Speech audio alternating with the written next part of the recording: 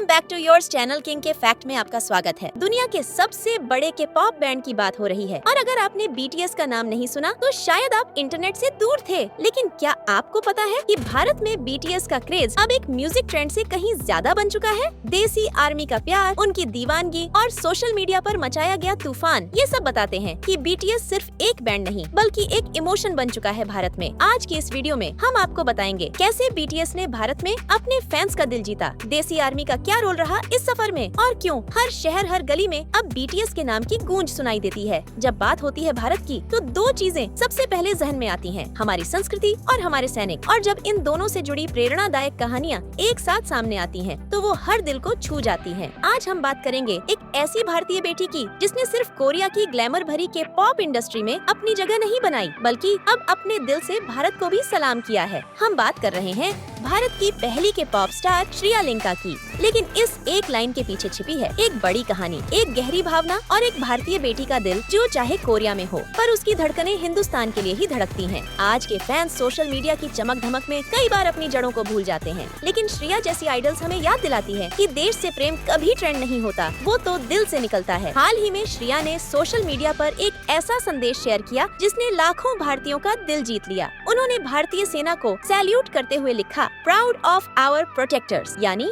हमारे रक्षकों पर गर्व है। श्रिया की कहानी हमें ये भी सिखाती है कि विदेश में जाकर भी अगर आप अपने देश को प्यार देते हैं तो वो प्यार लौटकर आपको जरूर मिलता है, 2 गुना 4 गुना। हर भारतीय को, खासकर हर युवा लड़की को श्रिया से प्रेरणा लेनी चाहिए। चाहे आपका सपना कुछ भी हो, सिंगिंग, डांसिंग, स्पेस साइंस या बिजनेस, जब आप उसमें अपने देश का मान जोड़ देते हैं तो आपकी उड़ान और भी ऊंची हो जाती है। साथ ही में बीटीएस का तो हमें अभी तक जवाब नहीं मिला, इसलिए कई फैंस का मानना है कि बीटीएस को भारत के हालात की जानकारी नहीं होती। लेकिन क्या ये मुमकिन है? जब भारत में उनके करोड़ों फैंस हैं, तब क्या वो सच में अनजान हैं? या फिर वो जानबूझकर भारत पाकिस्तान जैसे हमले से दूर रहना चाहते हैं ताकि वो किसी देश का पक्ष लेकर अपनी ग्लोबल इमेज खराब न करें? हमें ये भी समझना होगा कि बीटीएस सिर्फ 7 लड़कों का नाम नहीं है, ये एक इंटरनेशनल ब्रांड है जो हाइप जैसी बड़ी कंपनी के कंट्रोल में है। हर पोस्ट, हर बयान सोच समझ कर दिया जाता है। शायद इसीलिए बीटीएस या उनकी कंपनी ऐसे मामलों में कोई पक्ष नहीं लेना चाहती जिससे उनकी ग्लोबल इमेज या किसी देश में मार्केटिंग पर असर पड़े। लेकिन आर्मी, आप टेंशन मत लो, बीटीएस हमेशा से इंडिया की रिस्पेक्ट करी और आप भी बीटीएस की रिस्पेक्ट करो। आपका क्या मानना है? क्या बीटीएस को भारत के लिए बोलना चाहिए था या नहीं? अपनी राय नीचे कमेंट में जरूर बताइए और जाने से पहले चैनल को जरूर से सब्सक्राइब कर लो।